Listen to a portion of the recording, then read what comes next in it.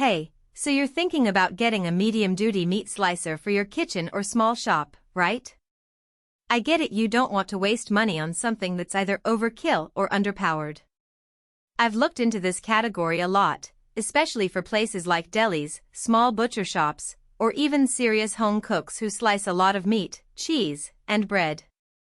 The Globe G12a keeps coming up as a solid middle ground option, but it's not for everyone. Let me walk you through what actually matters before you hit that buy button. Link is in the description if you want to check the product details on Amazon. First off, let's talk about what medium duty really means here. This isn't a light-duty slicer you'd use once a week to slice a few sandwiches. It's built for daily use in a small business or for someone who processes a lot of meat at home. The 12-inch blade is big enough to handle whole roasts or large blocks of cheese without constant resetting, but it's not so massive that it takes up your entire counter.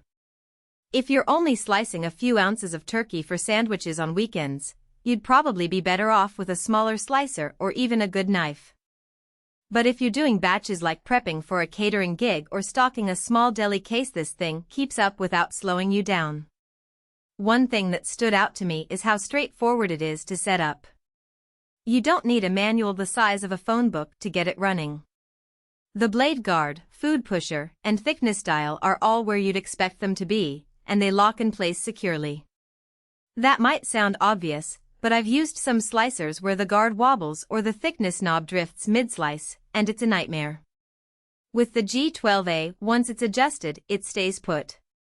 That's the kind of reliability you want when you're in the middle of a busy prep session and don't have time to fiddle with settings.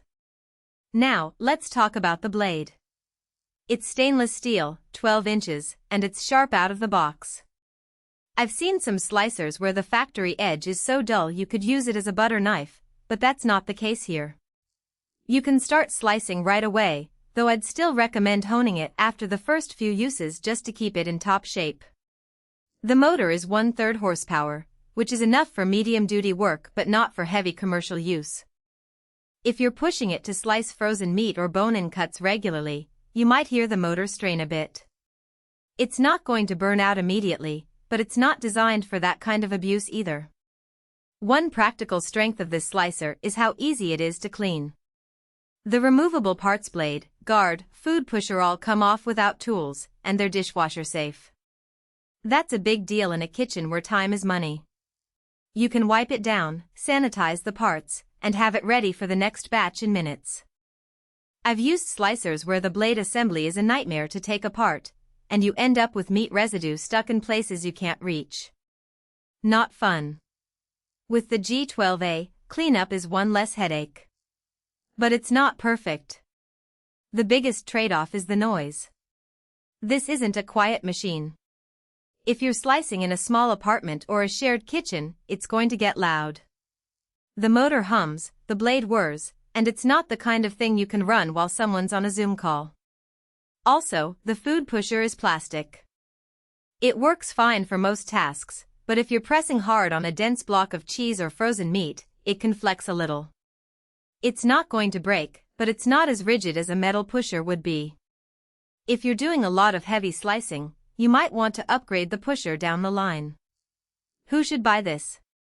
If you're a small business owner like a deli owner, a butcher shop with limited volume, or a caterer who needs to prep ahead, this slicer is a solid investment.